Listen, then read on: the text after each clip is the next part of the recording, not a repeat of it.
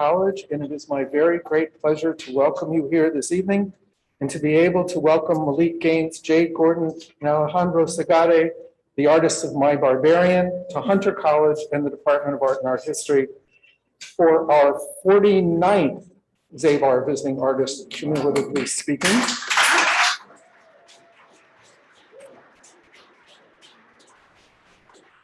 And I should say that we are welcoming Malik and Alex back. They have both been members of the Hunter Studio Art faculty, and we miss them, and the door is open. So, before I turn the podium over to A.K. Burns and Daniel Boschkoff to formally introduce My Barbarian and its members, I would like to do a few things. First, we are, as you see, open again and in person, and I would like to urge you all to come uptown to the Black Index at Lubsdorff Gallery on the main campus at 68th and Lexington, and to Lena Puerta, Migration, Nature, and the Feminine at Hunter East Harlem Gallery at 3rd Avenue and 119th Street. Both those exhibitions are open.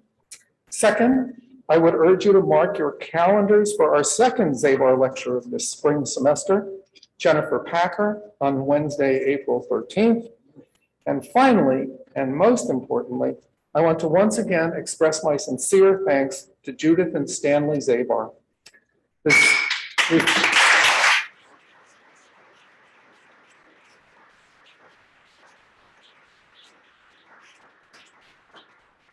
Zabars have for many years been steadfast supporters of the art department and the art library and of the students and faculty throughout Hunter College.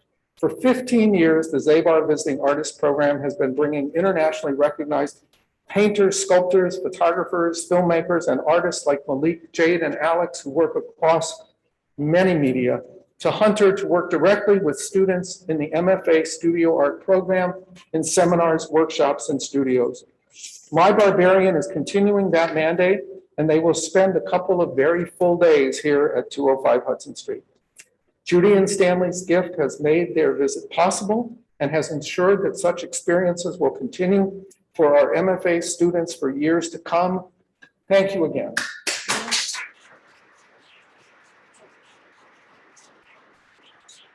And now I'd like to ask Daniel and AK to do part 2 of this introduction.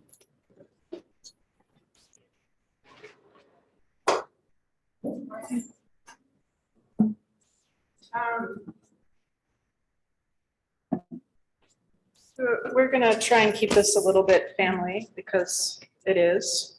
You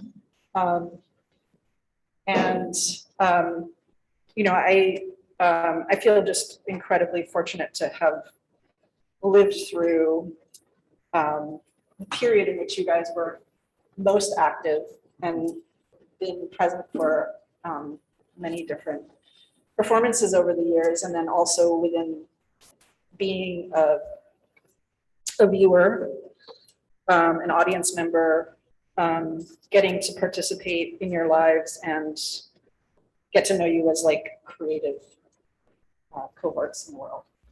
And I was trying to think, like, when did we meet? When did I see the work first? Like, I was like, my memory is total shit. So, but I did have this, I was like, I do remember the, what is it?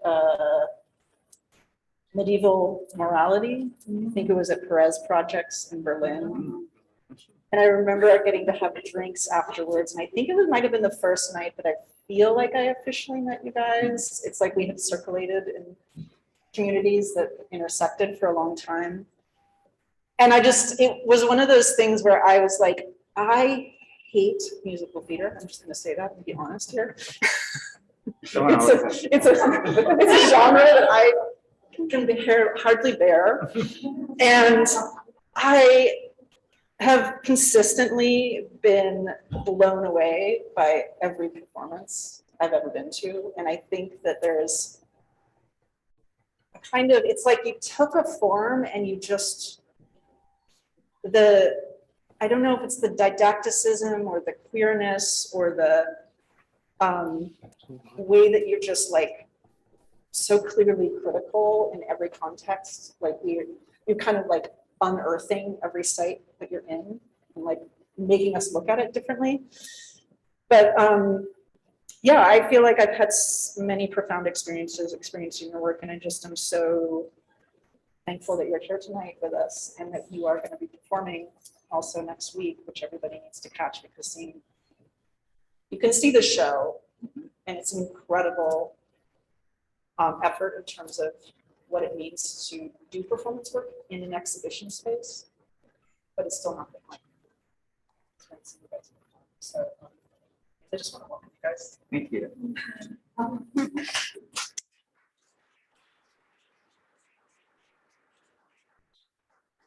And I want to say a few words quickly, and I'm very moved about tonight that this is possible to happen and that you guys are here. So I have to read this, otherwise it will be gobbledygook, which might still be. But I was thrilled to finally meet today in person Jade Gordon. Malik and Alex, I met 10 years ago when they moved to New York. And first Malik and later Alex started teaching at Hunter's faculty. I've been always fascinated by the work of My Barbarian, but the time I fully connected to what they do was when Malik and Alex presented the film The Color of Pomegranates by the great Armenian director Sergei Parajanov at IFC Center. The Color of Pomegranates is based on the life of Sayat Nova, an 18th century Armenian poet, singer, and lute player who was born in Georgia and got kicked out of the royal court when he fell in love with the king's sister. The film recreates Sayat Nova's inner torments through dreamlike compositions, medieval allegories. Its frames resemble perspective flattened paintings. Their esoteric language of books, flowers, skulls, carpets, burning candles, religious icons, peacocks, shells, golden balls, and bleeding pomegranates animated by a persistent wind. For men with their vestments hiked, chiseling crosses into stone, to bathhouse clientele receiving massages, there is a charge to these formal configurations as homoerotic and gender fluid. The actress Sofiko Chiaureli plays 5 parts, including the poet as a young man, as it is arcane. In the words of Catherine Kwon-Daman in recent Art Forum article, and I quote, "My Barbarian bring high theory arcana into bawdy populist forms, marshalling their multicultural demographics to burlesque liberal fantasies of the melting pot, and vamping the world historical only to burn it down and throw a party around its fire." My Barbarian is an art collective whose work uses performance to play with social difficulties, theatricalize historical problems, and imagine ways of being together. For over 20 years, its members, Malik Gaines, Jade Gordon, and Alexandro Segade, have made plays, masks, videos, drawings, music installations, text, events, puppets, and dolls, presenting their work at the Museum of Modern Art in New York, the Los Angeles County Museum of Art, the San Francisco Museum of Art, and many other institutions, galleries, and performance spaces. A 20-year survey of their work is on view through February 2022 this month at the Whitney Museum, New York. I hope we can see it, and of course the performance is starting next week from 24 to 26, 3 days. Please help me welcome My Barbarian.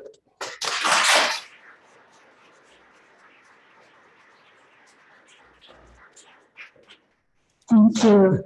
Thank you, Daniel and AK. Thank you so much. Thank you, Howard, and everyone in this faculty, former and hopefully lifelong colleagues. It's meaningful to be here. I moved to New York for a job at Hunter College 10 years ago, a little more than 10 years ago. And it was quite an experience. I was here when we moved from 41st Street to this room. And I thought recently about like little bits of advice that people give you when you move to New York. And just little things are sticking in my head now that I know how to do things. Like I have a dentist and I know how to do my laundry and stuff. And I remember that Constance DeJean told me, sometimes it's so cold, you have to wear gloves. And that was very important. Another very important piece of advice I got was at a Zabar lecture. Mr. Zabar said, if you're going north and south, take the train. If you're going east and west, walk. And that's how you stay healthy. So that was actually very... So I thank you for that. And thank you, Mr. and Mrs. Zabar, for the support of this talk tonight. Yes, thank you all. It's a pleasure to be here. This is the last room I was in teaching in person before we stopped teaching in person. So it's a lot of memories flooding back, but it's a pleasure to be here. Thank you for having us. And I'm so glad Jade could join us from Los Angeles. She's out to do the performance. And I'm still figuring out the gloves part. Yeah. Yeah. So I guess we're just going to talk about our work in relation to how we've been sort of organizing this archive of 20 years of performance around putting together an exhibition of performance, which includes performances, of course, but also an installation and a book project. So the book is at the Whitney now. You can get it there. This is the book. And the way that we organized the book was to sort of divide this 20 years of work into three sort of themes that have continued throughout the work. It's sort of chronological, but not quite, because some themes recur, right? So we'll just start actually, this book, we're very proud of it. So, you know, lots of hard drives had to be scoured to find this stuff, but it's all here. There's the cover. And so Adrian Edwards, who curated the exhibition, writes for the book. And then we also had Joshua Chambers-Letson and Leah Gangitano write essays that helped contextualize the work, either within sort of a historical understanding that Leah can offer, or through Joshua Chambers-Letson, the sort of queer theory reading of the work. But we also felt it was important to have our own voices in the book. So each of us wrote essays as well. And so we'll kind of present based in part on the essays that we wrote. Just quickly to talk a little bit about the exhibition itself, which was a similar process to the book, because it was about gathering all of these you know, pieces that one leaves behind, or traces or relics even from performance, into a space where they could then be activated to tell the story. And so it's a 2-hour 3-channel installation with a lighting design. So using the techniques of theater, and we were always interested in the sort of, we even talk about it, but like, what do we say? The relationship, I'm gonna call it, between theater and visual art. And the kind of conflictual zone of the gallery versus the theater space, and how there's so much discourse around that, different anxieties that can be provoked, et cetera. We're interested in the way that those two discourses clash and talk to each other. So we use the gallery space as a place to play that out in the installation. So these are all shots from the same, you know, room. When the lights shift, different objects that are related to specific performances are sort of featured. They become performers in a sense. The 3 channels allowed us to really kind of explore the breadth of the work, simultaneously often showing things that happened decades apart, but are in relation to each other through thematics or through some of the content. Is there anything you guys want to add to this? Just in terms of the installation, we actually utilize theatrical lighting and sound and video technology to create this installation. And so as the videos shifted, the lights would shift to highlight certain objects in the room. So it was interesting for us going through the archive of live performances, and also the archive of objects that we had made for different exhibitions in museums and galleries, but also objects that we used in performance, and then thinking about the relationship to our relationship to these objects as things that we can touch and use and play with and hold, and then how do we situate those in this museum space, and how do we even create a stage type picture with these objects almost being performers on a little bit of a little stage. So we hope you can check out the exhibition. It's up until the 27th. Sunday, It's 2 hours, Sunday next week. next week. Yeah. Sorry.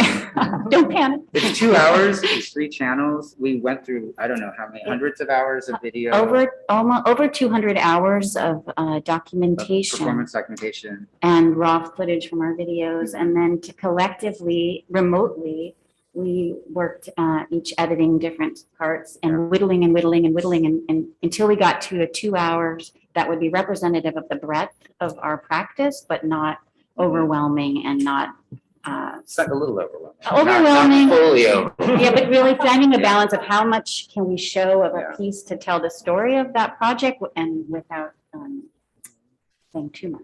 Yeah, but people spend a lot of time in there, we notice. Like we've always been interested in entertainment as a feature of our work. That's also sort of opposed. That's one of the tensions between art and theater that we were always interested in sort of playing with. And it really sort of holds the viewer in a certain way. In fact, the exhibition, when we were working on it, initially we wanted to call it Entertainment System. And we were sort of thinking about these like pieces of furniture that you stare at, for a really long period of time, that keep you there. Rightfully, we didn't name the show that, but it is the title of one of the essays in the book. So I'll just get started. I'm going to read a little bit from the book and then sort of talk about it. But the first section of the book is called Showcore. And that's a term that we made up. Sorry, should have had that ready. This is the Showcore cat. I don't know if you guys It's a mascot. Showcore cat. All right. What kind of music does My Barbarian play? Showcore. Every band had a core then. Ours was a hall of dressing room mirrors. Showcore wore secondhand Broadway t-shirts. Showcore lyrics were written in screenplay format. Showcore required multiple lead singers accompanied by Malik's Rhodes, an electric piano we lugged from our Pasadena practice space to venues on Sunset Boulevard. Showcore got us on stage without having to rent the theater. That was important. We each have a different explanation for the name My Barbarian. So these are just some images from the various early years, which would be around 2000. 2001 to 5 are some of these pictures. And then here's some band flyers. We each have a different explanation for the name My Barbarian. We can go into that. But I thought it was a gay Saturday morning cartoon starring the sexy warrior Hot Blade. My Barbarian was also the title of our first number, an anthemic 3-part harmony love song to the uncivilized. Ask the librarian who never knew about My Barbarian. So in the lyrics, also, you don't wear underwear, you tell the truth. Also, I'm always fighting Christians. My Barbarian asserts an identification with and a claiming of the position of the other. In early years, that described all the people who opposed and were targeted by the crusades of the post-9/11 Bush era. Yes, My Barbarian was forged in Dungeons and Dragons roleplay, exercising our nerdy imaginations of toxic, intoxicating fantasies. But also, our band name opened up an ongoing conversation about what is inside and who is outside. My Barbarian first found a voice in and out of tune in Showcore. So I'm just going to skip around in this essay. Showcore is performed like a spell. There is respect for superstition among show people. Theater and ritual are intertwined. Showcore is a magic trick that doesn't try to fool you. You could call it camp, and we were interested in Susan Sontag, Jack Smith, and the Cockettes, but we thought of it as what Artaud calls a true illusion. Vinyl is magic. We collected records, the three of us, learning songs by Chico Buarque, Kate Bush, Nona Hendricks, Kander and Ebb, Dagmar Krause, Abby Lincoln, Stevie Nicks, Laura Nero, Buffy St. Marie, Kurt Weill, and Stevie Wonder. We studied the arrangements of Amon Duel 2, the B-52s, Boney M, Free Design, Kid Creole and the Coconuts, LaBelle, Los Mutanchis, the Roaches, Rotary Connection, Pentangle, and the Pointer Sisters. This music was better on a record player, especially in the afternoon. Sun hitting the twisting Art Nouveau weed smoke, the cat bumping the needle. We watched movies on VHS too, low-budget musicals from the late 1970s and early 80s, Rocky Horror ripoffs, and Bob Fosse bombs. Obsolete technologies gave this media the quality of a seance. So I feel like I've invoked the spirits with that last litany. Even with day job, dead-end day jobs, that's Joaquin the cat. Yeah, special. Showcore became the stretch fabric of our lives, and we increasingly cohered around this sensibility, playing show tunes from shows that, as Nina Simone said, hadn't been written yet. Purple Eyes was our first attempt. Is this here? Purple Eyes was our first attempt, stringing our songs into a cabaret about zombies and the exploitative economics of tourism. It was performed first at the Evidence Room Theater. Around that same time, our CD, Cloven Soft Shoe, 2005, was put out by KXLU DJs who liked what we were doing. Major indie labels were weirded out by us, and though that hurt our feelings, we knew showcore wasn't for everyone, literally. So just to talk a little bit about some of the work, this is an early, we were vacillating between theater and cabaret, I guess we would call it. I mean, we were playing with bands. We were opening for big bands sometimes, opening for people that came in from out of town who, you know, any weirdo band they would call us. But we were also actually kind of refugees of theater who had kind of lost an interest in the way that the theater kind of industry was working, but wanted to perform it and still felt invested in the possibilities of it. So we also took advantage of opportunities to work in some spaces that were starting to open up in LA at the time, including the Red Cat, which is the Roy and Edna Disney Cal Arts Theater. These spaces were places that, like the kitchen here, were kind of bringing together different constituencies of art makers. And it was kind of a great time to be interdisciplinary. They were looking for content, and we had it. So this is a piece called MB, the Mary Blair story, which is actually about a woman who was Mary Blair, who was a real life illustrator for Walt Disney. And this was the beginning of our kind of thinking about site specificity as like a cultural site, because the Roy and Edna Disney Cal Arts Theater seemed like the site to do a piece that was about an unsung hero of animation and illustration, somebody who's an artist who was kind of lost in the mix of capitalism, but who nonetheless created some of the most iconographic images that we all know and love, like Cinderella, etc., or hate, love and hate, you know. I love Cinderella. Love it. Okay, I like Peter Pan, which was, she also did that, We did and it's very problematic, but it's good. Alice, yeah, Alice is the best one. She also did Alice. Okay, so, and then we also were, you know, as AK mentioned, a part of a community that was also trying to find our space and create a space. And I think it's a very important thing. One of the reasons I love working with younger artists is because you get to see these scenes that are developing among people who are generationally connected and spatially connected and economically connected. And so this is an example of one of our early works that we did on site called Night Marathon Halloween Extravaganza, which was at a geodesic dome in Eagle Rock that Fritz Haig lived in and ran. And this was a marathon kind of grand guignol performance where we played out like horror movie and gothic romance characters. And it went all day and all night. And then this is a piece that is included in the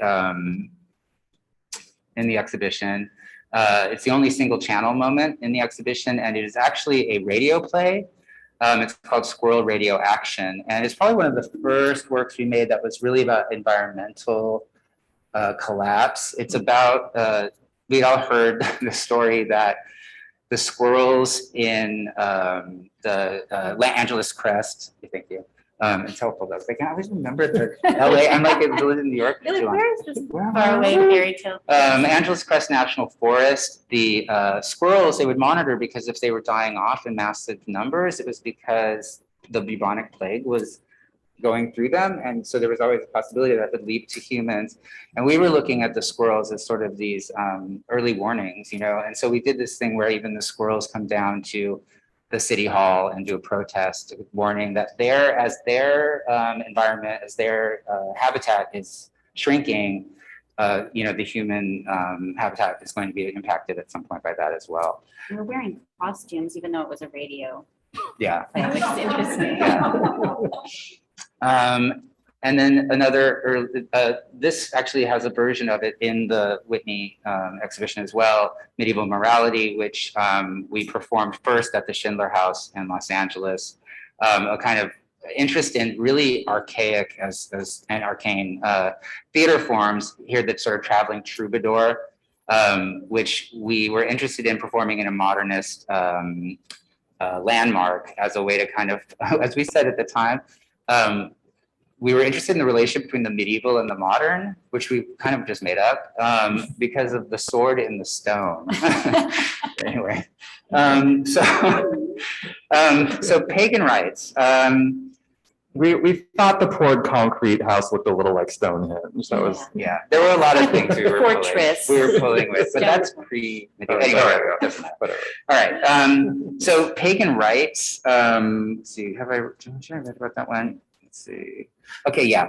So I'm just going to kind of go from My Barbarian rallied, communed, commiserated, reimagined, and rejected. Not only of the oppressive dominant culture, but our own unexamined privilege and precarity as debt-ridden middle-class kids who wanted to be artists. Common ground was where and when we came from, us 3 children of parents who met in 1970s California. We decided to write a show imagined as a double-sided album, California Suite and the 7 Pagan Rites from 2006, exploring our left coast lineage. The first side told the story of Josh Juarez, a radical theater dropout, who takes a job on a cruise ship and gets killed execution style while running drugs in San Diego. Meanwhile, in Iraq, gay Marines dream of going back to Camp Pendleton.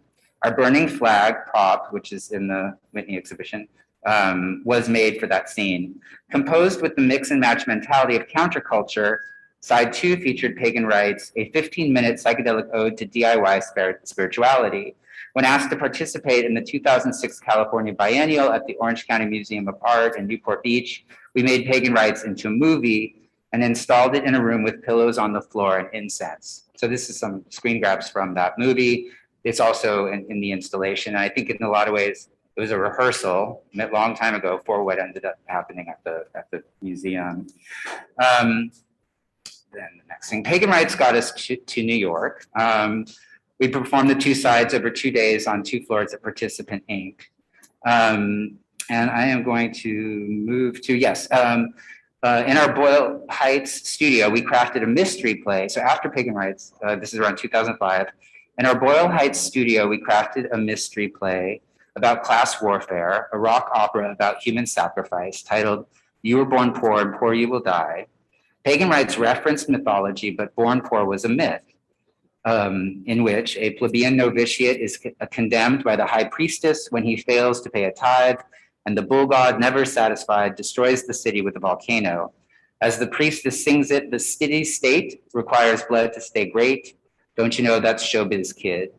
And our friend Jeff Ono made the masks, breastplates, and phalluses out of papier-mâché dollar bills, referencing ancient theater while materially embedded in late capitalism. And so from there, music is My Barbarian's core. The call and response and counterpoint fostered by starting as a band is how we work. But the band itself ended with Mythologic Mass. This is an image from that. A set list of songs from our self-made religion played ecstatically, extra eyes stuck to our foreheads.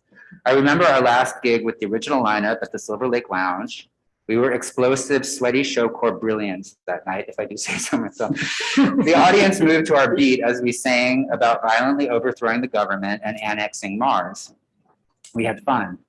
Fun is one way for a community to take care of itself.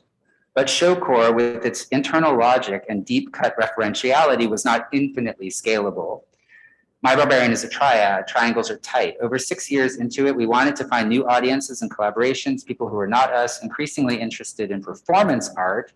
We needed to better understand the context framing our work. In order to accomplish that, we broke up the band and deprogrammed show corps.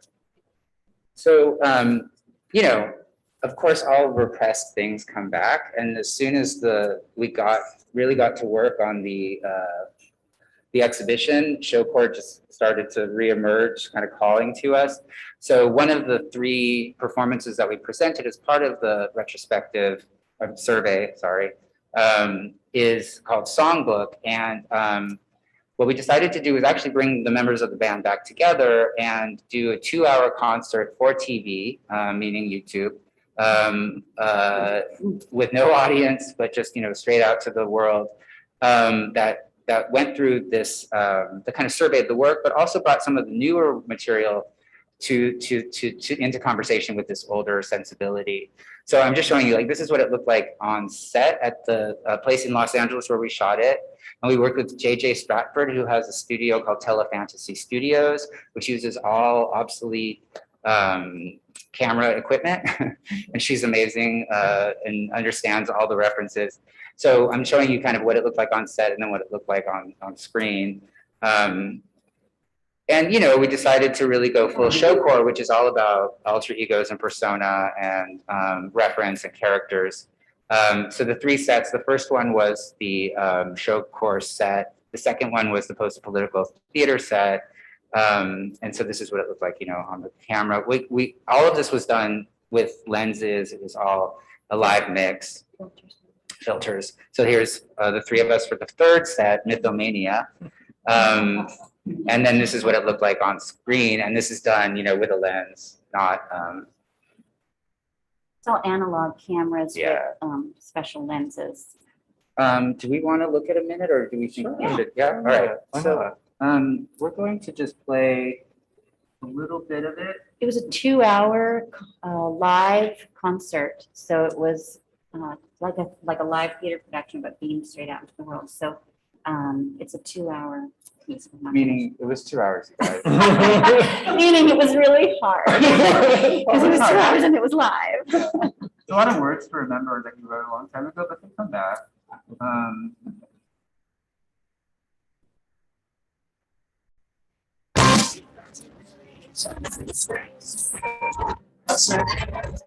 Sorry, so many times. How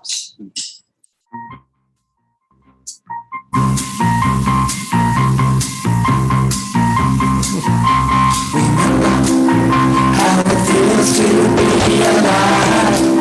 Use your senses, you got fire. Must have information because you touch it, feel it, and taste it, smell it, and bring it all in. You got to bring it all in. Remember, when you're around us, laugh the face.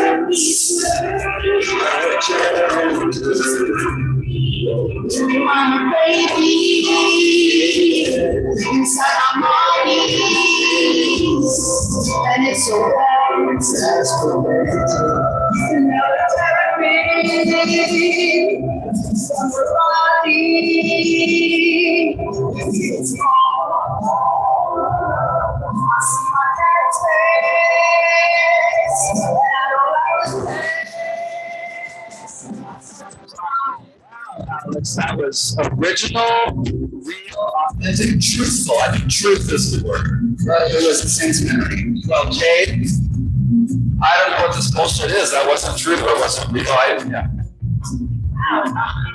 The thing is, Malik, I wasn't actually acting at that moment. I was speaking the truth. I was trying to communicate my authentic, true self.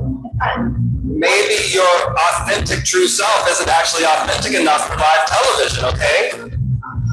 Malik, we've been working on this material for 20 years. I just... Yeah, I know that. And maybe we're going to have to call the intimacy coach and work on it for 20 more years until you get this right. It's not right. What did you say? I said, God damn you. Listen, I finally said, I've just been holding you in. I've been holding you in for 20 years. And now I'm going to use my authentic voice, my true self. I'm just going to be all over the place. You got it! You got it! It's a self-conscious dance. It's a battleship to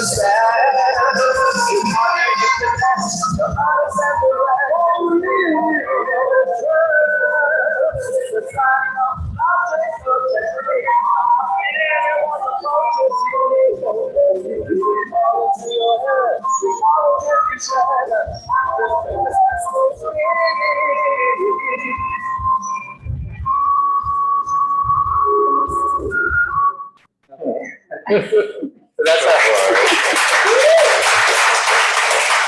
so cool. Yeah, so far, it's a response to 2 hours of Stan's that. Oski method. So, all right. Oh, is that me? Now it's you. Oh, fantastic. All right. So I'm just going to read the first paragraph. Each of us wrote, text about these categories that we made up for this exhibition, and we annotated each other's text. So if you get the book, you'll see there's like, someone will write notes about what the other person, how the other person remembers something. So we always have this kind of dialogic quality going on, and just the introduction. And My Barbarian's work uses performance to obviate or understand or criticize people's entanglements with each other, just as we three had entangled ourselves.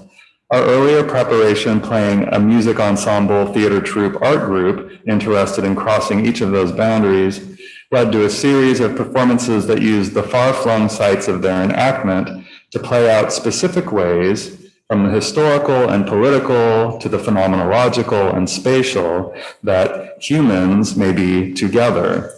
This is, of course, a violent and disturbing history with occasional moments of brilliant collectivity, coordinated production, and love.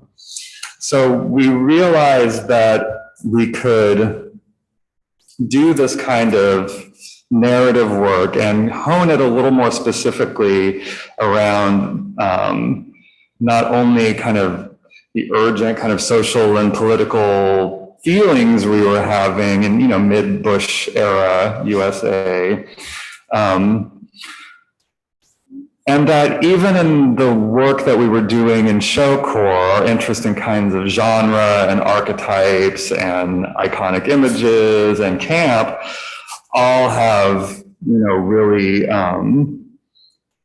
important kind of political context that they operate in about, how do you understand what a subject is, who has the right to speak, how do you read an image, how do you already know the terms of a genre or not know the terms of a genre.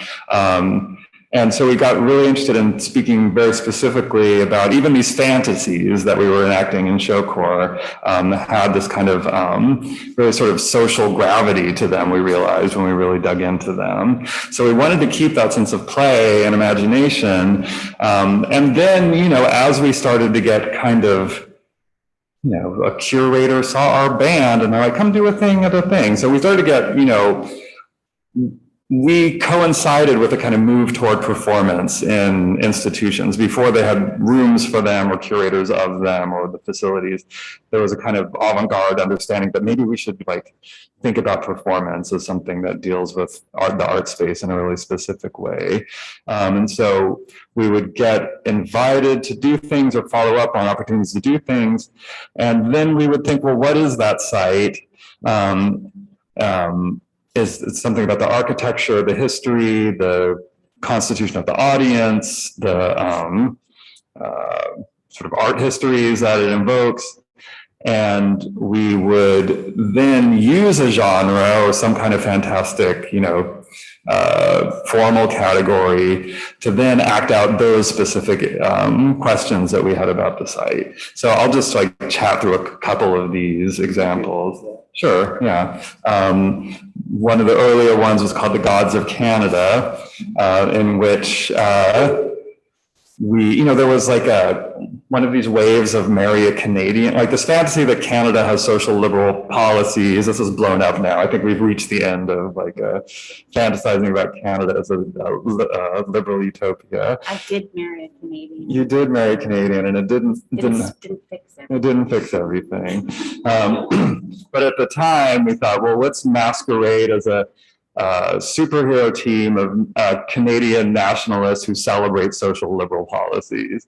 So we were part of a Canada Day sail-by at the power plant in Toronto on Lake Ontario.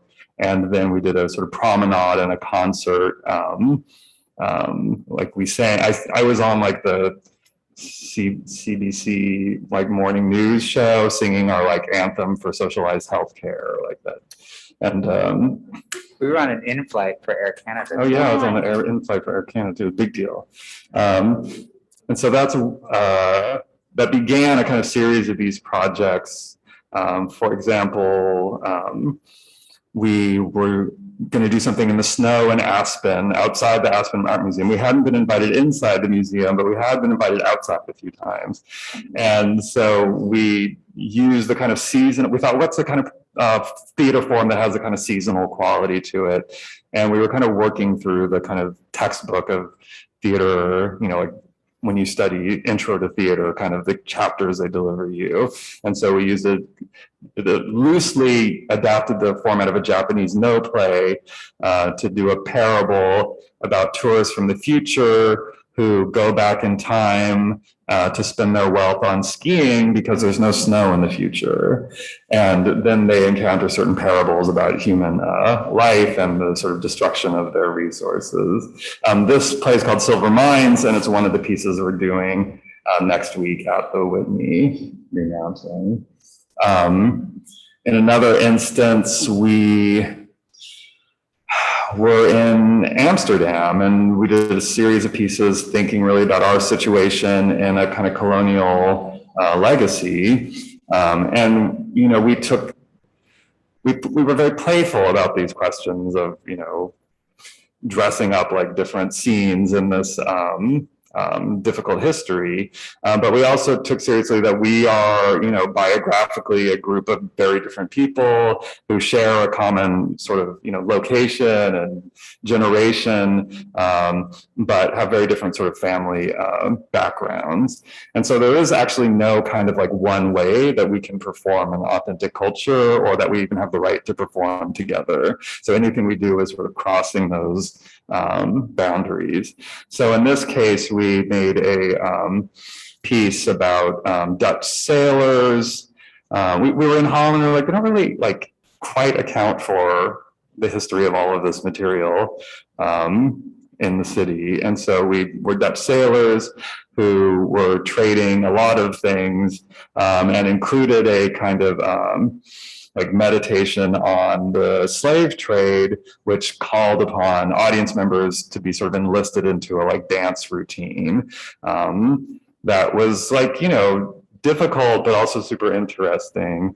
And this was part of also a move toward really pushing against the thing that we like to do, which is be in the same room as the audience, all the theater apparatus, but that thing from performance art where you're actually in the same order of time and space with the people in the room, and the people are really you and we're really us, even if we're dressed that way. And so there's a lot of sort of real layers of reality that we were trying to address by going through costume and narrative convention and those kinds of genre ideas. This is another similar piece about colonial histories that we did in Madrid and in Tijuana and all around California that was called Non-Western. In another instance, has anyone ever been to Museo El Eco in Mexico City? It's a small museum that was founded by a modernist architect that had a huge sort of philosophy of how space should be used that aligns with a lot of sort of modernist utopian stuff. Matthias Gerritz was his name. So we kind of took his texts and enacted a bunch of kind of utopian, highly self-critical utopian performances, including one at a famous land art piece in Mexico City, where we're in our kind of like Bauhaus-esque angular costumes, singing about repetition. There's so many of these. This is only a few, but this was in Lithuania. We were invited into a Baltic triennial, and we found a trio of very talented kind of musical theater escapees who were doing ironic versions of Lithuanian folk music as an act. And They were called Sad Dragons. Sad So like Dragons. My Barbarian, Sad Dragons. Ludni Slibinai. And so we sort of paired with them to think about, and, we had done a lot of like fantasizing about the left from our US American position and our parents' countercultural backgrounds. And suddenly in the Baltic states, our American fantasies of the left mean something different and play out differently in relationship to what was going on there, which, is also a very, very upsetting history we were like uncovering there. So there's a lot of like pain underneath the costume and underneath the attempt to sort of enact a presence in these cultural sites. In this case, they taught us Lithuanian folk dances, and we taught them Destiny's Child dances as United States folk dances. And another thing we did in this time was think, about video as the primary form. Not only were we using video to document performances or show, or in our own sort of research about how to rehearse performances, but we're like, well, what are the kind of performance genres that we can use that create video first? And that then sort of led toward more kinds of video installation possibilities. So this was based on we did a couple of different pieces over several years that were based on old kind of TV show genres, and this was like a B-horror series that was loosely based on Rod Serling's The Night Gallery that we called The Night Episode, and it was all about it was all stories about the sort of economic collapse of that time. It was basically like horror stories about like not having health insurance pre-Obamacare, which I guess is kind of like where horror has gone now, right? Like horror movies very much are doing this kind of reflecting the kind of real social struggle. That's genre. And another piece of this type was called Double Agency that was commissioned by LACMA. And so we made a series as spies in the museum, sort of like the, what's that actual show called? Mission Impossible, a television show from the 60s. And we're spies, kind of playing on the position you play doing performance in these institutions, where, especially in the early days, you show up at a kind of special event and the museum really sort of treats you like you're, the help, or if it's like we need a performance for the gala, that audience is not like the best audience necessarily. And we thought, very seriously, even in our training about like liveness and objecthood, what those categories really mean and how performance in the art space can really like deflate that kind of distinction. A lot of the times when we use masks, for example, which in this piece we created a series of Jade made forgeries of a bunch of masks from their sort of ethnographic mask collection, and several of them are in the Whitney right now. And the end of this narrative, a bunch of ninjas come and steal the masks and take them away. And we were thinking of them as these kind of objects that are between ritual and they're not quite art object, but they're held in the museum in that same way that they conserve art objects, but they reference the body and physical action and performance in all sorts of important ways. So there's like I saw Judith Butler talk at MoMA once, and somebody asked her, what do you think of using performance to enliven the museum? And she said, well, how do you know that the objects are actually dead? And how do you know that the people are actually alive? It's kind of a mind twister, but it really is something that made sense to me as being in this space in between object and subject and doing performance in art spaces. Years earlier, we had done this is one of those things, do a thing for an event. And we had done something called The Case of the Stairs, when they were like, we're inaugurating a new staircase. Can you come to a performance? So we used like everything we could think of that has staircases in it, from upstairs, downstairs, to like a shootout, and made it into a kind of like solid gold floor show spectacle. And we thought we could just look at a tiny bit of 5 minutes. This is a 3-channel assembly of this performance that Jade made for the exhibition that's in the like group of many things that didn't actually end up in the final installation, but it's an edit that we really liked a lot. So we thought we'd just look a little bit at this.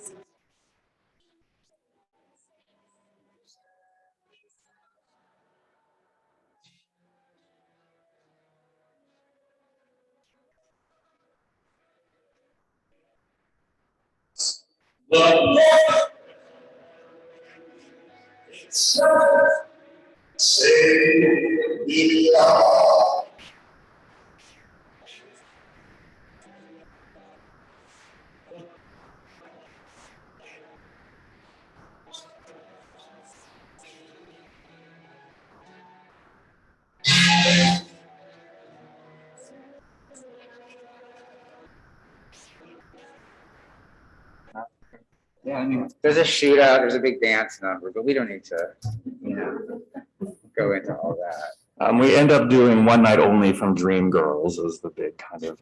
Well, that was finale. also another joke, because a lot of the time they would be like, here's, a certain amount of money, do this performance, it's only one night, and you put all this work into this thing that only is one night, so we thought, one night only. Was the name, Mhm. is it called One Night Only? The Probably event? Case No, of the like Stairs. the lack Oh, I don't of. It might have event. been, I feel like it was- One night only. Another thing like this that I'll mention, because it's another one of the pieces we've done in this survey, was, it's such a funny story, but it takes too long to explain. But Mocha in LA had a huge financial collapse and had no budget to do anything except hang their permanent collection in a like year-long collection show. And there was one office for social practice that had like a grant. So they're like, why don't you do a performance and it'll be the opening of our collection show?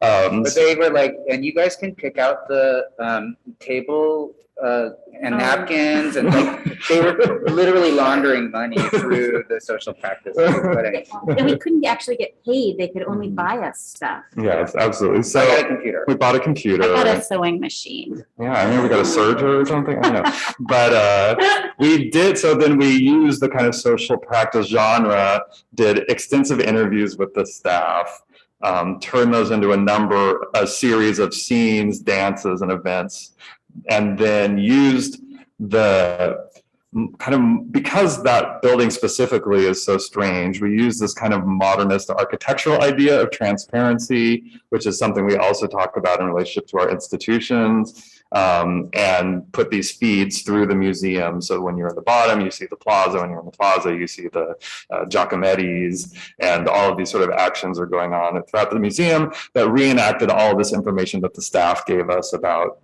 the crisis at the museum. And that also turned into a big disco spectacle. And so that's something we reapproached for our opening at the Whitney for Transparency 2021. We made a sort of 15-minute kind of disco number in which we are in the lobby to music, singing and narrating like every experience we've ever had with the Whitney Museum, which in our case involves literally 10 years of studio visits for the Whitney Biennial that they would never put us in. And it always had like a funny story that was painful at the time, but then, so we rehearsed this in front of this audience, and we got a stylist to give us very nice, transparent, deconstructed fashion. And at the same time, we had choreographers and dancers, Miguel Gutierrez, Will Rawls, and Katie Pyle, doing a number of actions and spaces in the museum that then are brought to the lobby through a video feed. Then they join us for a big solid gold number at the end. So it was like a 15-minute kind of tight performance. It was performed 4 times that day, but it was 15 minutes. Oh, the museum made a 15-second trailer or 45-second trailer or something that we could show you.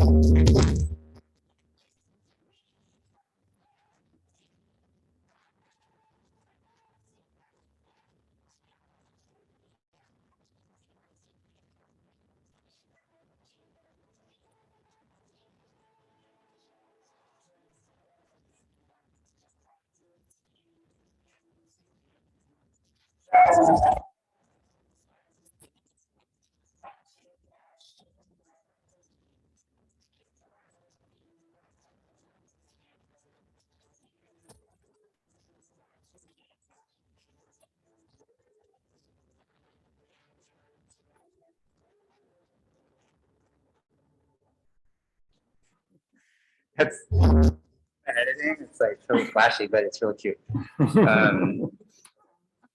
So I feel like we're really jumping around in time. But I'm going to talk about some work that we did about 10 years ago, roughly. So our work up to the late 2000s had been influenced by queer camp humor, Brechtian alienation, Artaud's ritual theater, 1960s radical collectives like the Living Theater and Rainer Werner Fassbinder's Amphitheater, and Augusto Boal's La Theater of the Oppressed.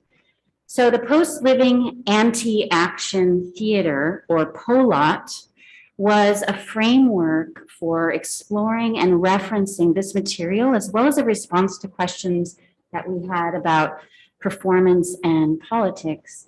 And we were thinking about how to codify our performance strategies and how we might possibly teach them to others. And it started out as sort of a parody almost, and then became clearly something that was useful and real for us. So we wondered how these strategies could exist in a context outside of our own group. So it was a forum to explore techniques in group building, cultural exchange, and political critique. It was also an alter ego experimental theater troupe / encounter group, and this is something that we've played with a lot, creating alter egos for the whole group. We did one called German Toothbrush when we were in our prog rock phase. So the Polat was developed at a residency at the New Museum in New York during the US Democratic primary in 2008. And from there, Polat traveled to multiple international sites, including Trento, Italy, Cairo, Egypt, both in 2008, and Madrid, Spain in 2010. And in each location, the Polat brought together groups of local participants for a workshop period using games, singing, and consciousness raising. And then the final workshop of the Polat was a public performance. Participants of the Polat workshops included visual artists, musicians, students, childcare providers, actors, dancers, bankers, ski instructors, and nurses. So the Polat returned to the New Museum during the run-up to the election in 2016, reuniting a group of former participants from various iterations of the projects for a final series of performances and workshops. They were the Polat All-Stars. So the year after, just a little personal, the year after the Polat began, I went back to school. We were all in graduate school at this time, but I went back to school for a master's degree in applied theater. And I was training to be a practitioner of Augusto Boal's techniques. And so during the Polat, I felt some tension between using political theater as a tool to make art versus using theater as a tool to make social change. So, and I had some questions. Is social practice exploitative? Could I still have a starring role in the show? Did we need an invitation from the communities that we were working with?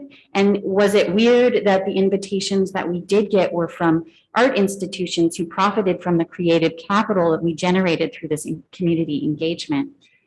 So I think I ultimately concluded that My Barbarian wasn't actually an activist theater troupe, but an art collective that invited audiences to critically question with us. So I'm going to talk about a few more of these pieces from this era. This next one was the Baroque People's Theater, 2011 to 2015. And Baroque People's Theater was a multi-year project that we first performed at the Kitchen in New York in 2011 with a solo exhibition at Human Resources, an artist-run space in LA in 2012. And later, we performed it at MoMA in New York and SF MoMA and in Art Basel, Miami Beach.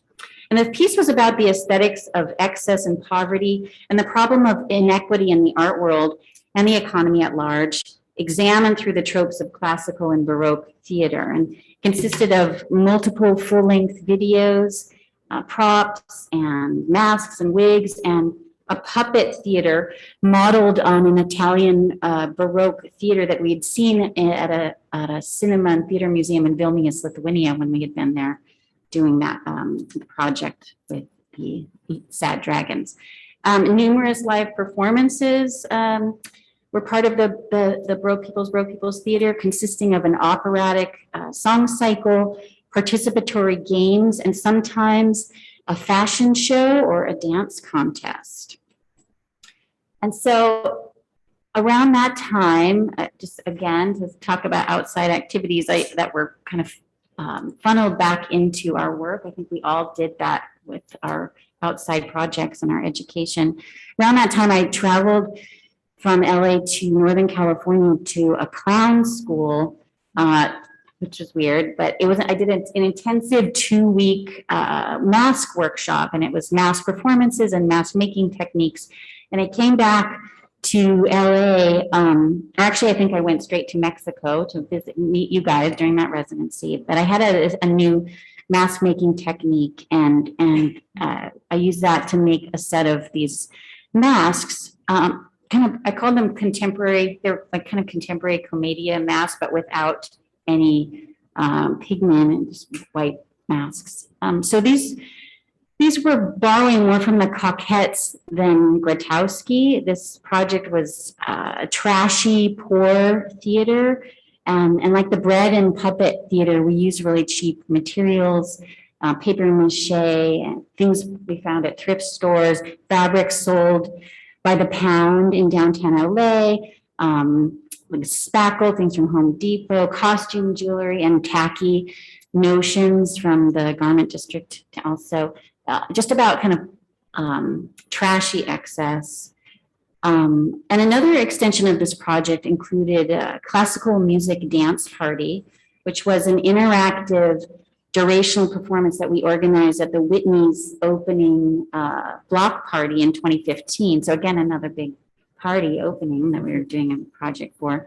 And in this version, a DJ spun classical music records, and My Barbarian and friends danced with strangers in masks and sequin formal evening wear for 5 or 6, many hours. I was about 6 or 7 months pregnant during this performance, wearing a giant sequin tent and a black curly wig, and it was a lot. This next piece, Blood on the Cat's Neck. In 2014, My Barbarian adapted. We started at this point looking at adapting plays. And so My Barbarian adapted Rainer Werner Fassbinder's play, Blood on the Cat's Neck. And it was a performance and installation commissioned by the Goethe Institute in New York. This piece included video projections and a series of dolls and masks that we made based on the members of Fassbinder's anti-theater troupe. So each mask represented one of the actors that they often worked with. The set consisted of a partially demolished wall with theatrical lighting and a simple wooden table. And the Goethe Institute was going to be relocating to a different space at the time of this show. So they allowed us to knock down the back wall of the gallery to expose the inner steel structure of the building. So that was our set. And the play was separated into 4 acts. In Act 1, we took turns performing monologues, playing all of the characters, the 3 of us playing all the characters in the play, and using the character masks, the acting troupe masks, and performing in a way that was sort of estranged, and that we held the masks. Actually, we didn't do that, but I think we wore it. The arrangement was, You're one right. talked, one person was a voice. Oh, yes. Okay, so one actor was in one position as the voice of the character. And the second person was wearing the mask, performing the physicality, and the third was the alien. Was a viewer, yeah. In Act 2, we performed 33 short scenes, acting at all the parts with the dolls. And then in Act 3, the audience played all the parts themselves, reading off projections that were, the audience was facing each other, and they each had projections over the heads of the other side of the room. And then the 4th act, it was a song. Counter Publicity in 2014 was a video and live performance project. It was based on an essay written by Jose Esteban Munoz in his book Disidentifications about Pedro Zamora, the AIDS activist and star of the Real World San Francisco, a reality show on MTV in the early 90s. In this video, we performed verbatim scenes from episodes of the TV show and then mimicked the performance style of 1990s pop music videos. And then the lyrics of the song we sang were adapted from Munoz's theory of queer counterpublic spheres that function in opposition to racism and homophobia. The next piece, this piece was performed first in 2009, and we later did another version in 2019. At this point, we started thinking about the politics of motherhood, and motherhood in my case was because I was having children, but also what does motherhood mean, and the politics of care outside of sort of the biologic sense. The title of History of Theater was taken from French philosopher Luce Irigaray's feminist rereading of Plato's allegory of the cave, which draws parallels between the cave and the womb. And the first iteration of this work included a durational performance, an installation inside a shipping container in Miami, in Art Basel. And inside the container, we had 10 large hand-sewn dyed red linen banners to kind of form this long sort of canal, I guess. Stitched onto the banners were messages like, "You were born poor and poor you will die." We adapted some of the lyrics from "You were born poor and poor you will die," the piece Malik mentioned. And slogans like, "I heart my nieces," and "The herstory of minstrelsy." And so one of the banners is in our exhibition. And so over the course of the day, My Barbarian and guests performed an extended musical improvisation inside the container. We were dressed in satin costumes and papier-mâché masks. And then in 2019, sorry. I'll just get through this quickly, sorry. No, it's my weird finger. In 2019, we returned to the project, and we made a full-length vinyl album, and the soundtrack accompanied a new 22-minute 16-millimeter film that was a collage of staged ritualistic performances edited together with found footage taken from 1980s laser discs. So included in the found footage were clips of death and destruction from a documentary on Pompeii, and various representations of maternal grief appropriated from classic 1980s Hollywood tearjerkers, like starring Sally Field and Shirley MacLaine and Meryl Streep, like Sophie's Choice and Terms of Endearment. And in 2018, my son died of cancer, and it was a hard process moving out of that grief into, like, how do I think about making work again? We weren't living in the same city, and we were working remotely. And this process of editing together the found footage of these misrepresentations helped me kind of process my own grief and figure out, like, what is a true, authentic representation, at least for me, it was interesting.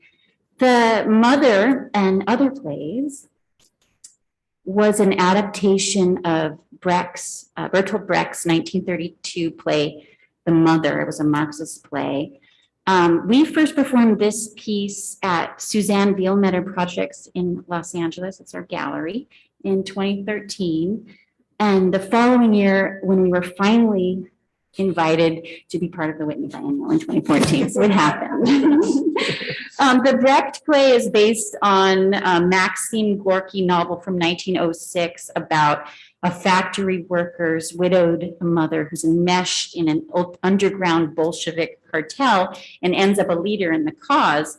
And so, again, we kind of returned to mask work with this piece. The masks for The Mother and Other Plays were made out of papier-mâché antique Soviet propaganda newspapers. And each mask depicted a different character in the play, and we were switched around before each scene, and each of us played 7 or 8 characters. And this is actually the piece I was thinking about. I made a mistake before, where we had this kind of like visual representation of alienation, holding the mask several inches from our face, so our faces were visible and the mask was visible simultaneously.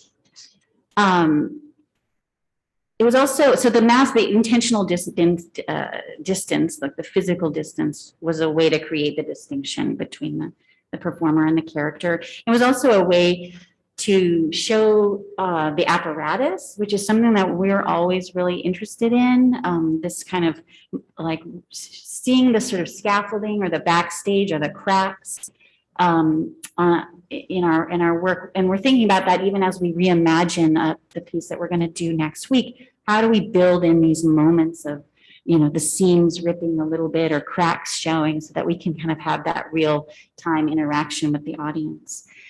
Oh, yeah, I just have just one more note about that project. We did a film called the Universal Declaration of Infantile Anxiety Situations in the Creative Impulse. And it was a 30-minute video exploring the political and personal dimensions of motherhood. And the title references text by Melanie Klein and Eleanor Roosevelt, and included performances by our kind of mentor, mother figure, artist friends, Mary Kelly and Eleanor Anton, and was also a way for us to include our own mothers, Victoria Gordon, Eileen Sagati, and Barbara Gaines in our work. And it's been interesting watching those again, as our mothers are in various stages of ill health. So, except for Eileen, she's wonderful. She's wonderful. So I just Malik and Alex, they spoke a little bit about both of these projects. You Were Born Poor and Poor You Will Die. But just to kind of give you a little bit of a sense of where we are right in this moment, we're rehearsing for our third and final performance in connection with this 20-year survey. And this performance will return us to these early explorations of mask work and classical theater forms. And it's a double bill performance that I think responds to this present moment. This is work from our repertoire that feels very resonant right now. So You Were Born, just to kind of give you a sense of where we started with these, maybe you've already touched on this. This was premiered at Performa 05 in New York at Participant Inc. in 2005. And then Silver Mines, Malik mentioned, we did that first at the Aspen Art Museum.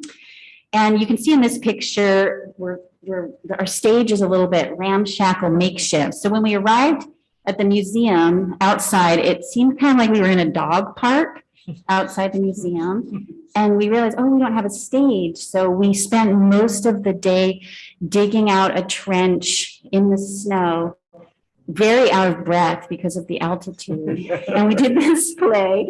We did this piece and we almost collapsed, and the audience was full of ladies with their Pekingese dogs and fur coats, and the dogs were wearing extra fur coats. And so that piece was then performed again in a different iteration during a collaboration we did with another artist, Megan Whitmarsh, who I also work with. We had a residency at the Watermill Center, Robert Wilson's Watermill Center, and this version was called Tourists from the Future. And in this version, we created objects and performed the piece all over the grounds of the Watermill Center. And it was we did a lecture and kind of a fake tour of the museum. It's very Robert Wilson. Yeah. Like you can't escape it when you're at the residency. Like every corner is theatrical already. It's like, come on. We couldn't actually do anything that wouldn't look like this. So it was kind of amazing. We learned a lot, but it was intense. So next week we're going to bring this together again as a double bill, 2 acts, and we're going to be featuring Alex has designed some beautiful new masks that are being made out of porcelain, and we're going to be collaborating 3D printing a bunch and of 3D printing some stuff. First time 3D It's printing. very exciting, crazy, futuristic. And we're going to be working with Rashonda Reeves and Ethan Philbrick and Tama Fujiwara as guest musicians. And that's what you're going to see, hopefully, next week. And you'll be able to see the show as well, if you haven't seen it already. So, yeah. So we had like one last thing we were thinking about doing. Do you want to? Now it seems really weird if we don't, because everyone's knowing. This is our time. Well, the post-living anti-action theater, which Jade spoke about, where we did this workshop all over the place, was a very kind of loose set of principles and exercises that we would bring to a group. But one thing that was consistent is we made 5 principles of performance, kind of modeled after like 60s theater practitioners who have these kind of methodologies written in charts and graphs. And we had 5 principles of performance, and they each came with a song, and they were each kind of a pun in a way. And one of them is called Inspirational Critique. And I haven't picked up a guitar in months. I haven't warmed up my voice. I just tuned it. You've been doing voice warm-ups. And this is the lately. higher key version too, because I don't know how to Alright. play the other version of the guitar. So this is very risky. But it's full of important advice and I love songs that like give you important pedagogical lessons. And this one says, "Don't tear me down. Why don't you give me something helpful I can work with, instead of talking shit and making mean expressions? Don't tear me down, and I won't make you feel bad to make myself feel good. I'll give you something you can use to make improvements. Help me grow, and I'll return the favor. Face me critically, but full of positivity.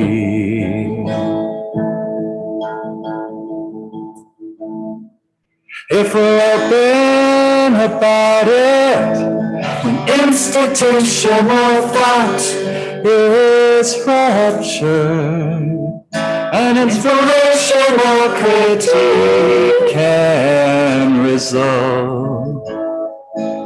A moment in which for an instant all is questioned, promoting understanding of the situation that opens itself to new possibilities. La la la la. La la la la la la la la la la la la.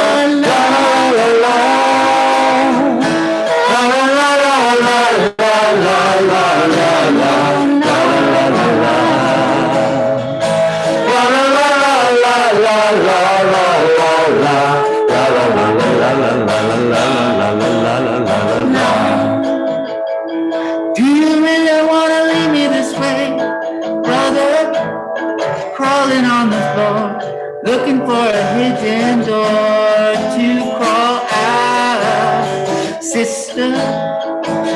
Do you really want to leave me this way, cousin?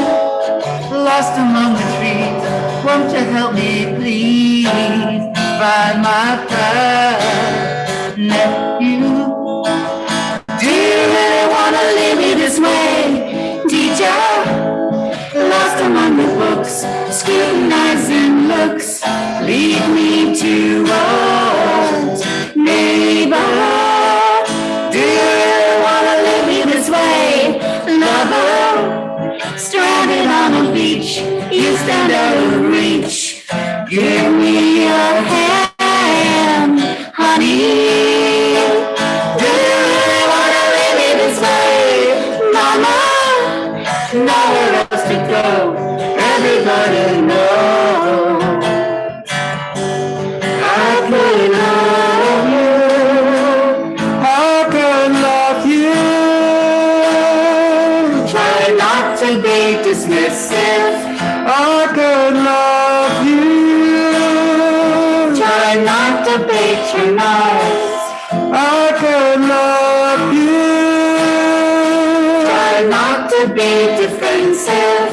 I could love you. Try to simplify. empathize. I could love you.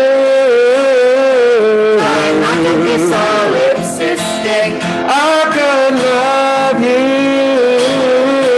Try not to hystericize. I could love. Try not to be Exhausting. I could love. Try to realize. Love you. I could love you.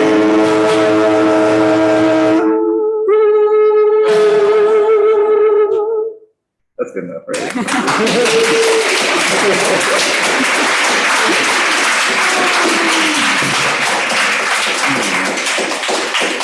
Unrehearsed. Ah, good. You played the guitar a long time. You remembered it. So that's it. If we want to speak with other people, that would be a great thing to do now. Okay. We sang with masks on. I know. That's a first, Yeah. but maybe not the last. Maybe not the last time.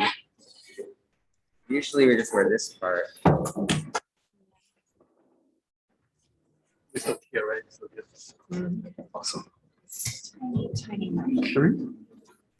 How are we doing time-wise? We That was have so yeah, thorough, 8:30. incredible. 8:30?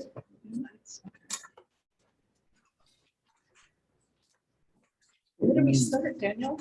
No, I don't know. I actually, I mean, I have so many questions and I know. I'm sort of going to skip many of them. Yeah, Uh, I have a place we could start, but I want to let you go. You start. No. If you want to start, start. I don't know if I I'm- want to start. Wait a but- second, who's Hmm? gonna start? We can argue who is going to start for like 15 minutes. That's a great No, piece. I love that one. I can start. Well, I can start with a There you couple go. of questions.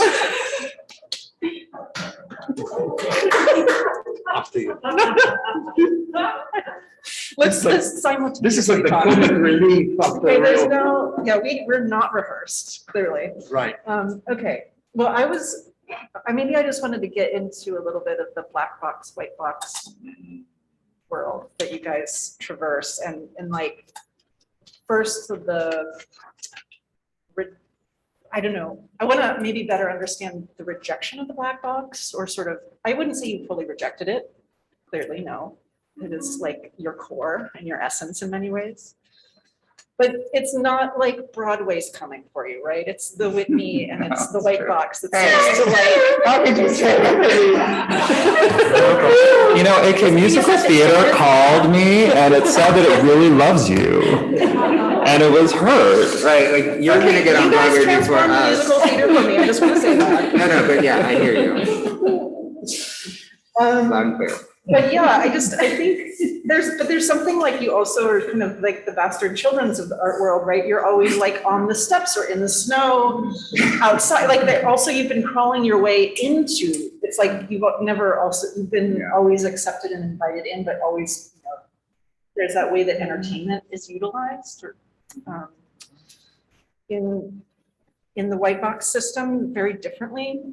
But it's like you're never going to have a proper space. So it's like you forego, it's like there's an irrelevance of the stage for you, but then context is everything in the work. And so I think there's something very complicated, interesting, and rich in the idea of always sort of sitting on that outer edge of a system that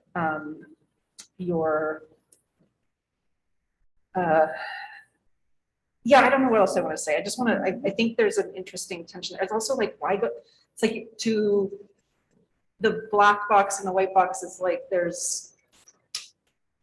it's not like the art world is so, it has a million problems, let's say, right? It's like very loaded. And it's not really hospitable to what you do in a way. And I feel like but also there's this way that the art world is very attracted to the thing that's the thorn in its side or sort of sticks out or it doesn't fit, right? So your asset is sort of not fitting. Anyways, I'm I'm being long-winded. And on top of that, like Yeah. the collaborative model, which comes from performing arts, comes from every single art form except for visual art, which also is literally collaborative, but you have like a bunch of staff who aren't named in the. Right, the hierarchy is very clearly delineated. So like all of these, and on top of what you're saying, also this kind of model of not having a proper name, but being a group of people making decisions together, which is a problem even in art economies, like how to handle that. So, you know, the barbarian position that we were attracted to as young people was very much about like taking that outsider position and endearing it with the my and making that like the center position, the position of the outsider. And, you know, we have worked in all of these spaces, like seriously, theater and film and television and art. And you know, just, I think now we're at a place where it's becoming clear that some of the fantasies of differentiation are either just purely questions of modes of production that have to do with economics and like machinery, or they're actually kind of violent differentiating fantasies about what belongs where or how a subject is constituted. Like paying a ticket, sitting in an audience, having that kind of collective experience in the theater versus being the ambulatory viewer, whatever, what's the Brian O'Doherty. I don't teach in art schools anymore, so I don't remember this stuff. But Inside the white inside the white cube. It's called a cube. It's a not cube, box. yes. Excuse me, yes. And then that person has this kind of autonomy and ability to sort of make, you know, judgments and critiques, and all of that sort of resubstantiates a kind of, you know, ultimately a colonist in my mind. But there's also this difference in the kind of avant-garde trajectory, which always, my father's a conceptual artist, some of you maybe know him, and you know, I learned as a child that art has this avant-gardist desire to incorporate non-art into it. So we use that as kind of an entrance into these spaces where then we could be a little more specific, a little less concerned with like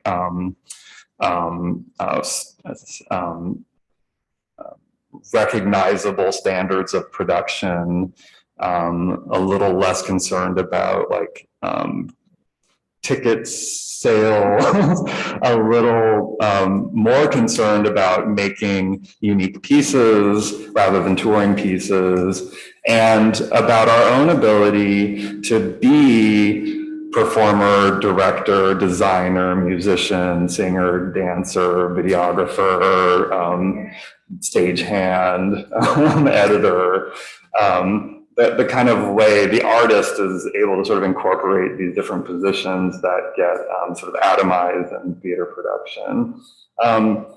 But we like deeply love many things about theater as the sort of origin point.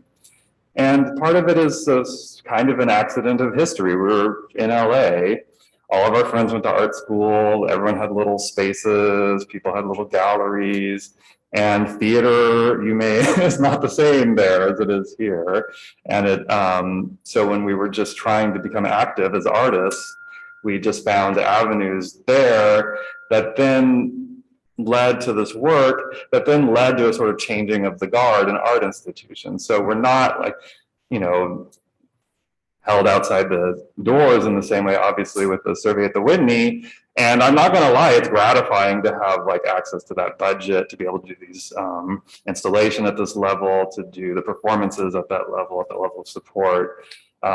Because literally the curators are different now and they came up at the same time we did. And a lot of the gatekeeping mechanisms, they're still gatekeeping, but they're very different.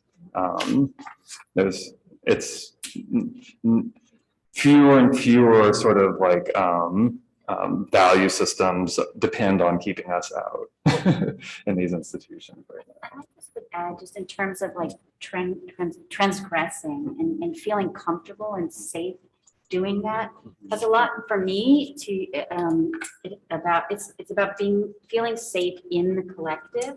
So we would go into these spaces as a group of three. We're My Barbarian. We kind of maintain this anonymity about who does what in the group. It's not so much about this like individual, contribution, more about what we're making collectively. And then we go into these spaces together, and it was because we had our own relationship, because we were judged as this collective, it felt like we could take more risks and be in situations that might be more uncomfortable for us as individual artists. Yeah. I mean, I think your question is so much about what we have been negotiating. And there is in it that piece about, the sort of rejection, I guess, implicit in, both fields, right? Like we couldn't quite be theater people, we can't quite be art people, but at the same time we were both, and that's part of interdisciplinarity.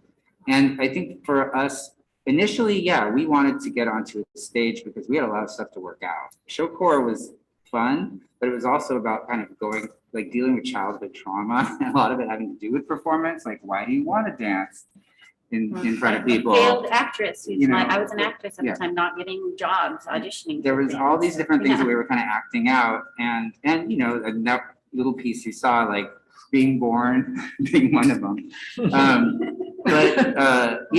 That's what theater was offering us in a certain way, to sort of gratifying a kind of exhibitionist need, to be seen. But at the same time, once we had kind of gotten a little bit older and started working in the spaces that are white cubes, understanding that it had its own discourse around theatricality that was extremely negative, that was like literally written by like a homophobe, that was like part of the reason we were being kind of gatekeeped out was because we were everything that Michael Fried was afraid of. And that gave us like so much more power once we realized that. And also a sense of a mission, like that there is this idea of purity that these white walls still kind of hold. And I'm sorry, but we had to like do everything we could to change that. And we're still doing it. Even though we, obviously I love museums like crazy.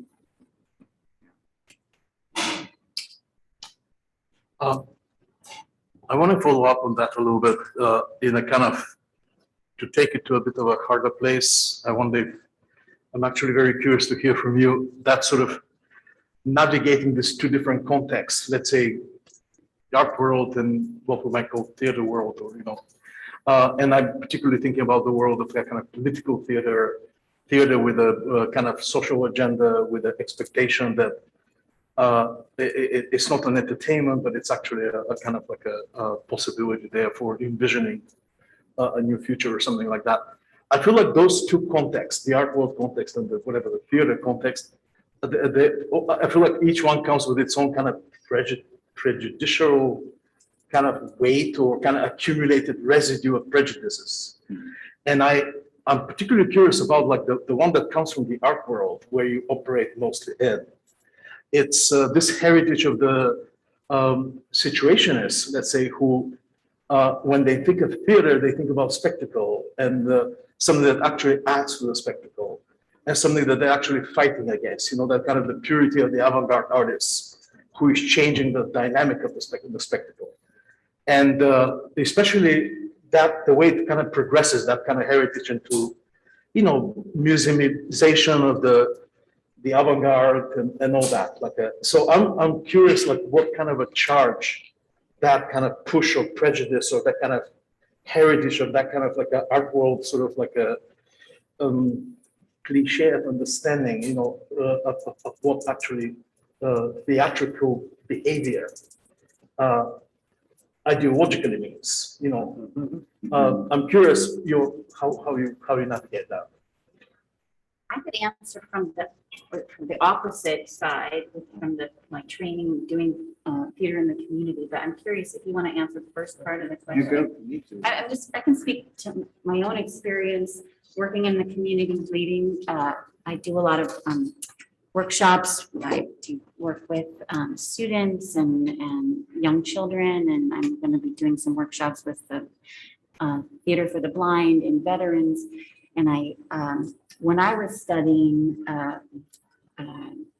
applied theater and doing My Barbarian, I think I touched a little bit on this earlier, I felt very uncomfortable being an artist in this context of political theater. And it was a lot about what the ethics of the work and whose ideas are being foregrounded. Was I being a colonizer? If I had this kind of aesthetic vision of what I thought this final performance could be if we were doing a kind of a forum theater piece with a group of senior citizens in a low-income housing facility.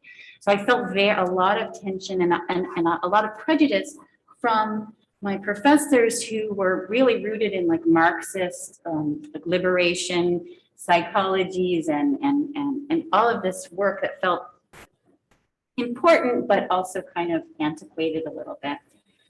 And I almost had a nervous breakdown when I was in graduate school because I felt so awful that I might have some aesthetic impulse that I wanted to bring to the table, or some identity as an entertainer and artist, or wanted to be part of the performance myself.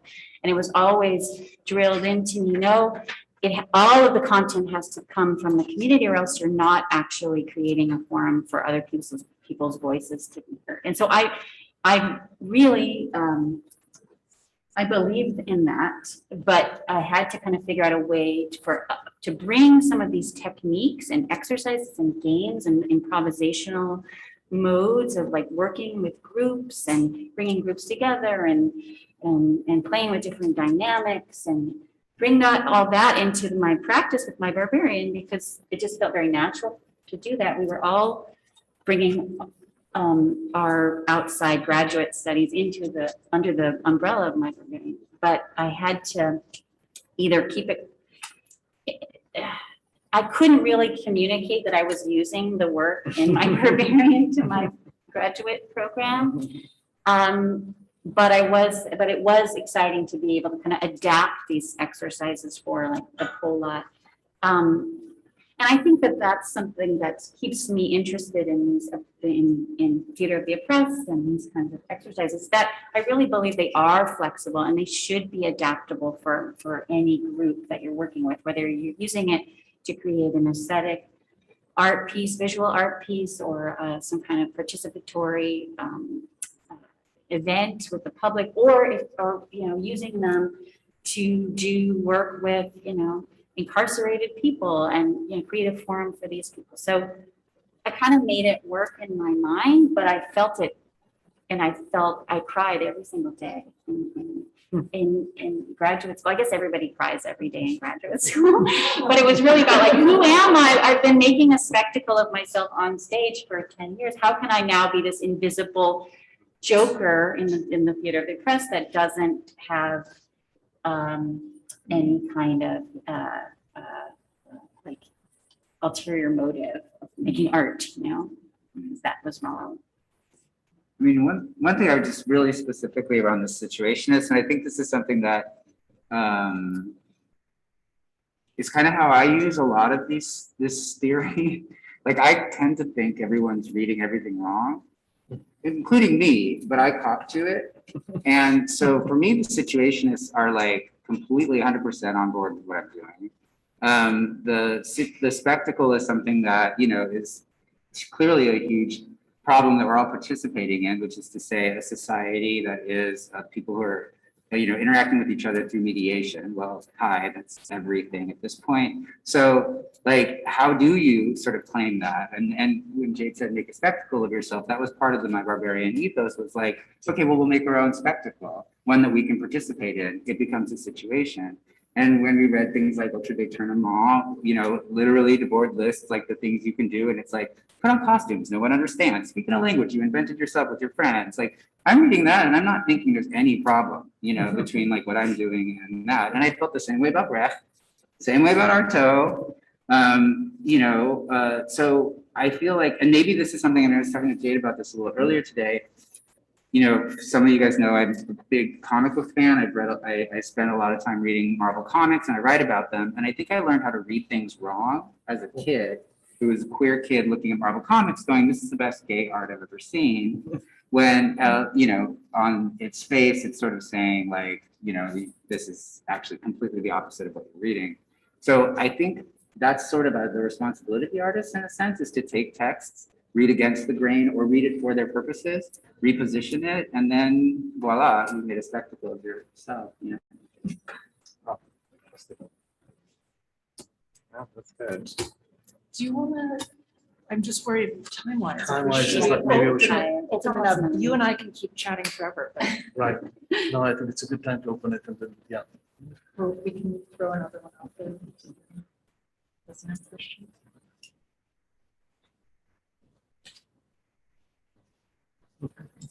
Let's give people a minute. No question doesn't come up. I guess we're saying, you guys have any questions?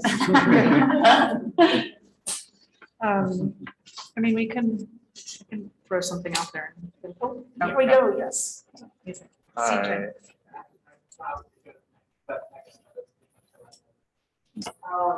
Thank you so much for sharing so many perspectives. I have a personal question.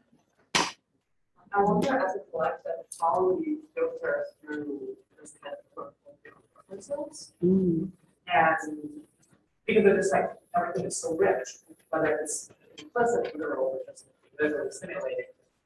And we'll think about this relationship to the pockets of references, and whether you already think about the act of misremembering, misreading, or Mythomania as the media and whether it's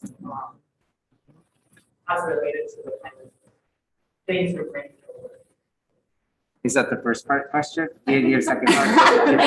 The references and then the melancholy. Oh, references and melancholia. I'm sorry. I thought they were the same thing. I could talk to just Thank the you. references really Thank quick. you so much. It's a good question. We use some of these in techniques from improvisational theater in how we kind of develop our ideas together. And it's this idea of yes and, which is in improv. If you're in the improv, you have to say yes and, otherwise it dies. So I think we kind of try to yes and each other, and we share a lot of the same kind of generational cultural references. But it's just kind of a yes and yes and building and building and building. We did add no but. That's Oh, fine. yes, no but is there. It's also another option, so that it's not all about like, That's the there's some consent. But, But yeah. why? Yeah, no, but why? Yeah, no, but why? You want to talk about references?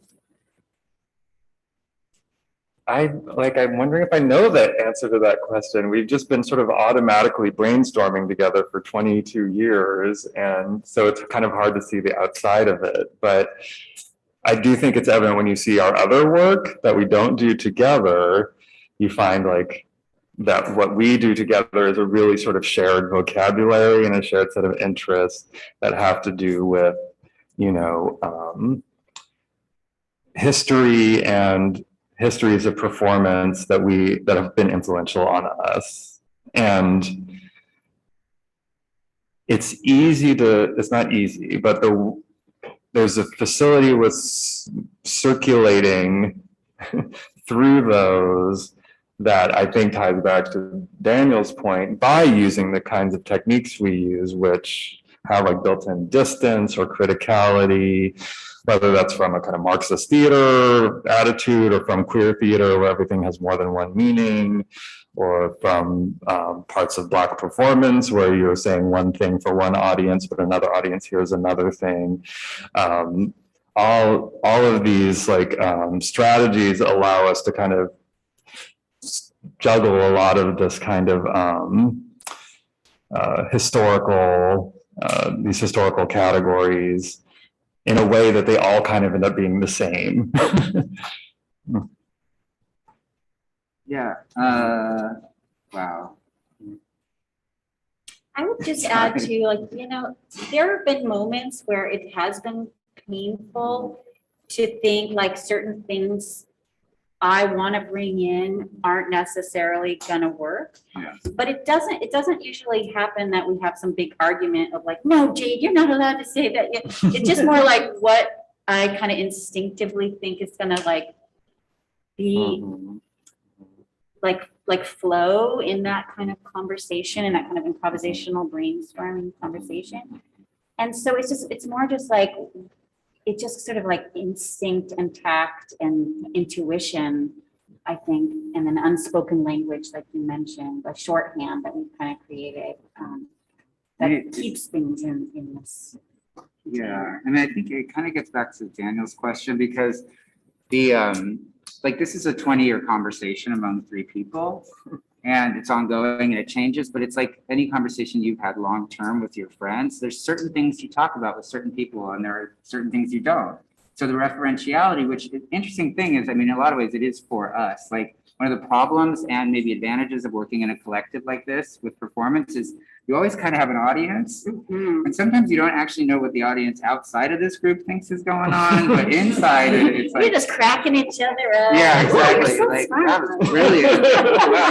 Wow. So there's a little bit of a problem there, but it's the thing that keeps this kind of, the engine that keeps this kind of working. And the references, I think it's similar to what you brought up. It's like, if it is about the spectacle, there's this kind of mediation that we use to talk to each other. And the references are part of our language that we've developed together, but that's also been developed around us. So some of it is stuff we sought out, like when we were in the early 2000s collecting vinyl, we were really interested in stuff that was preceding us or came from around the time we were born, right? And I'm sure a lot of artists are really interested in art that was made around the time they were born, you know? And then, you know, and it sort of moved in those ways, right? Like the fact that we were dressed like people from The Matrix in the last performance was very much a joke that we thought was extremely funny for performing as curators in the museum, you know? But like, I don't know what that means to everybody else out there, but, you know, you hope it means something. So that's that one. And then in terms of like the melancholy and the nostalgia, I mean, those are things I think we work through all the time in different ways. But I think somebody asked us really early on, or maybe like 5 years into the project, like, where is your pain in this work? It's so fun. I see no pain. And all I see when I look at this work is like all the pain, like so much of disappointment in the way the world is versus how we want it to be. So much failure of the forms that we hoped could be the things that transform the world. And like this really kind of melancholic love for theater, which is something that dies as it is happening, literally disappears as you're doing it. And So- also just like, can you continue making work through trauma Through and real pain? trauma And pain, yeah. like, especially right now, like, you know, there's individual trauma, but there's this big blanket of collective trauma that we're all dealing with. And so just even the act of like continuing our practice feels big to me, important, and having and creating a space where we can play together feels really important us also, because that's sort of in my experience, it's like the first thing that goes out the window when you're dealing with trauma is that ability to play and feel safe enough to be able to play. So in this container, having that space to kind of imagine and play and not living in like the depths of despair is feels transgressive and empowering and important. All of the performances that we've done with this survey and the survey itself have been on and off and canceled, and maybe we're going to do it, maybe we're not going to do it. Will conditions allow? The survey was supposed to be in 2020, and it went to 2021. This piece we're working on now, we just got an approval last week to go forward with it. And so there's part of the kind of provisional, in the moment, very kind of present and agile part of this work that has kind of met this moment, for better or for worse. And I think that that's kind of like that kind of flexibility is part of the way we're able to negotiate each other's references and interests and this kind of vocabulary, but also the differences of sites that are never perfect. Like that's what we've always been doing. So yeah.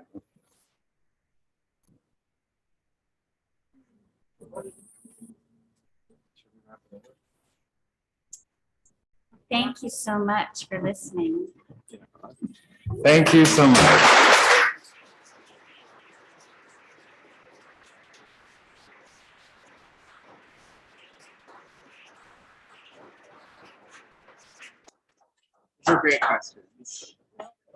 Let's do, let's do our podcast.